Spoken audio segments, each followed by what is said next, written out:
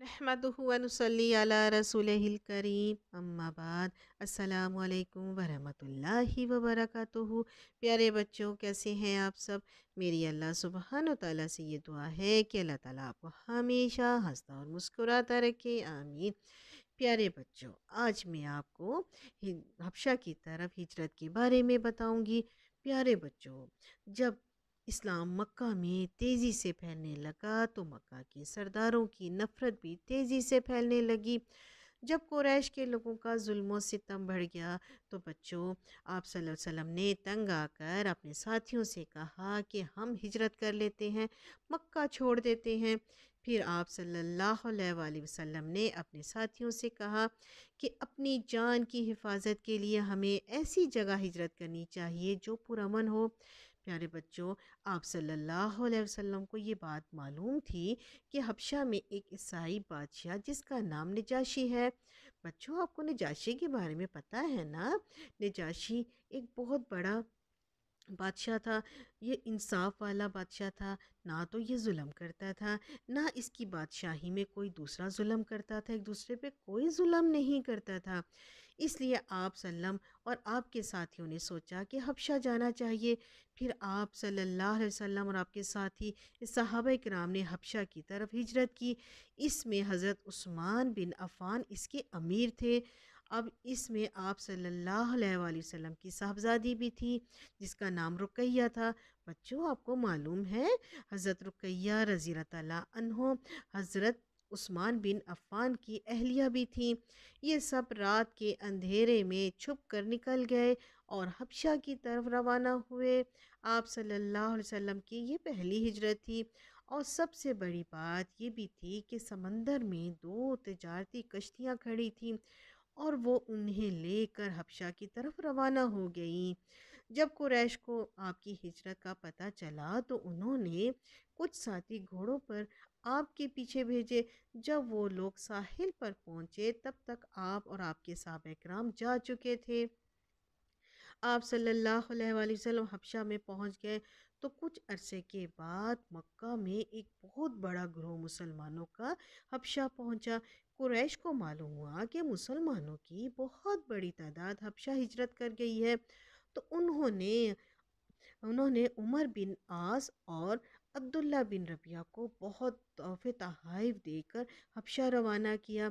जब आप दोनों तोहफे लेकर हबशा पहुँचे तो वहाँ के बादशाह नजाशी से मिलकर उन्होंने तोहफे पेश किए और कहा कि हमारे कुछ ना समझ लोग आपके पास भाग कर आ गए हैं। उन्होंने एक नया दीन इख्तियार किया है, वो तो आपके दीन में भी नहीं है। उमर बिन अब्बास और अब्दुल्ला बिन रबिया ने बादशाह से कहा कि वो उन्हें अपने मुल्क से निकाल दें, बल्कि मक्का वापस भेज दें। हबशा के बादशाह नजाशी ने हुक्म दिया मुसलमानों को बुलाया जाए। जाफ़र बिन तालिब ने हबशा के बादशाह नजाशी के महल में मुसलमानों की नुमाइंदगी की। नजाशी ने पूछा, ऐसा कौन सा दीन है जिसमें तुम लोग शामिल हो।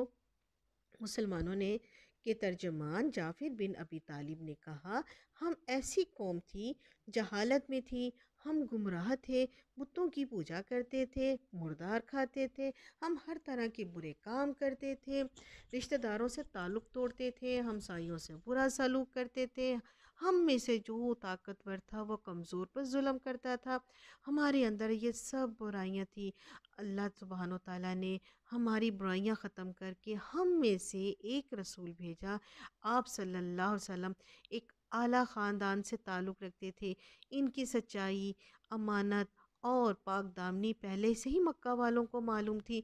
आप सल्लल्लाहु अलैहि वसल्लम ने कहा कि एक अल्लाह की इबादत करो। आप सल्लल्लाहु अलैहि वसल्लम एक अल्लाह की इबादत करते थे, उन्हें हमें इसका हुक्म दिया। आप सल्लल्लाहु अलैहि वसल्लम ने हमें समझाया, एक अल्लाह की इबादत करो, जिन बुतों कि हम इबादत करते हैं हम इन्हें छोड़ दें, ये हमारे खुदा नहीं हैं, ये हमें कुछ नहीं दे सकते, बल्कि हम इन्हें अपने हाथों से बनाते हैं। फिर आप सल्लल्लाहु अलैहि वसल्लम ने हमें सच बोलने और अमानत का ख्याल रखने को कहा, वादा पूरा करने को कहा, रिश्तेदारों पड़ोसियों के साथ अच्छा सलूक करने को कहा और इनकी मदद करने को कहा। हराम खाने से मना किया। आप सल्लल्लाहु अलैहि वसल्लम ने हमें झूठ बोलने से मना किया। آپ صلی اللہ علیہ وسلم نے ہمیں یتیم کا مال کھانے سے منع کیا، آپ صلی اللہ علیہ وسلم نے ہمیں جھوٹی گواہی دینے سے بھی منع کیا، پھر آپ صلی اللہ علیہ وسلم نے ہمیں کہا کہ ایک اللہ کی عبادت کرو، اس کے ساتھ کسی کو شریک نہ کریں۔ آپ نے ہمیں نماز، روزہ اور زکوٰۃ کا حکم دیا۔ پھر حضرت جعفر رضی اللہ تعالیٰ عنہ نے کہا ہم نے اس پیغمبر کو سچا مانا ہے، ہم اس پر ایمان لائے ہیں، اس کے لائے ہوئے دین کی پیروی کی ہے۔ پھر حضرت جعفر رضی اللہ تعالیٰ عنہ نے کہا اس پر ہماری قوم ہماری دشمن ہو گئی ہے، ہمیں سزا دیتی ہے، انہیں ہمیں بہت ساری سزائیں دی ہیں، ہم پہ ظلم کیا ہے تاکہ ہم اللہ کی عبادت چھوڑ کر بتوں کی پوجا کریں۔ ہم اس امید سے آپ کے پاس آئی ہیں کہ ہم پر یہاں کوئی ظلم نہیں کیا جائے گا، ہماری حفاظت ہوگی، ہمیں انصاف ملے گا اور ہم امن سے رہیں گے۔ نجاشی نے کہا آپ اپنے پیغمبر کی سچائی میں کوئی ثبوت دے سکتے ہو؟ حضرت جعفر نے کہا جی ہاں۔ انہوں نے سورہ مریم کی شروع کی آیات تلاوت کی اور جس میں حضرت یحییٰ علیہ السلام، حضرت عیسیٰ علیہ السلام کے قصے سے لے کر مریم علیہ السلام کے پاس جو غیر موسمی پھل آتے تھے ان کے معجزے کے بارے میں ذکر کیا۔ پھر سورہ مریم شروع سے لے کر یہاں تک آیات پڑھی گئی۔ حضرت کے اب آپ سے انہوں نے کہا کہ اس بچے کی طرف اشارہ کر کے کہا ہم کس طرح کلام کریں گے، یہ تو میری گود میں ہے۔ تو بچہ بولنے لگا میں بندہ اپنے رب کا، جس نے مجھے کتاب دی، جس نے مجھے بنایا نبی، جس نے مجھے اپنے مبارک، جس نے مجھے بنایا مبارک، جہاں کہیں بھی ہوں اس نے مجھے تاکید کی نماز اور روزے کی جب تک میں زندہ ہوں، اس نے مجھے بنایا نیک سلوک کرنے والا اپنی ماں کے ساتھ، اس نے مجھے نہیں بنایا سرکش اور بدبخت، اور سلامتی ہے مجھ پر جس دن میں پیدا کیا گیا، جس دن میں مروں گا، جس دن میں اٹھایا جاؤں گا زندہ کر کے۔ قرآن کے یہ الفاظ سن کر نجاشی اتنا رویا کہ اس کی داڑھی کے بال گیلے ہو گئے۔ نجاشی نے کہا یہ الفاظ اور جو عیسیٰ علیہ السلام پر نازل کیے گئے تھے یہ روشنی کی وہ کرنیں ہیں جو ایک طرف سے آ رہی ہیں۔ اس کے بعد نجاشی نے قریش کو مخاطب کر کے کہا کہ آپ دونوں چلے جاؤ، میں انہیں آپ کے حوالے نہیں کر سکتا، میں مسلمانوں کو تمہیں نہیں دے سکتا، یہ یہاں میرے ملک میں رہیں گے، یہ عبادت کرنے کے لیے آزاد ہیں، جس طرح چاہے یہ یہاں رہ سکتے ہیں۔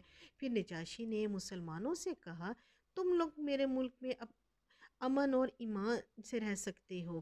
میں نجاشی نے قریش کے تحفوں کے ساتھ ان کے بندوں کو واپس بھیج دیا اور مسلمانوں سے کہا کہ وہ یہاں اپنی آزادی سے رہے، جس طرح چاہے رہے اور عبادت کرے۔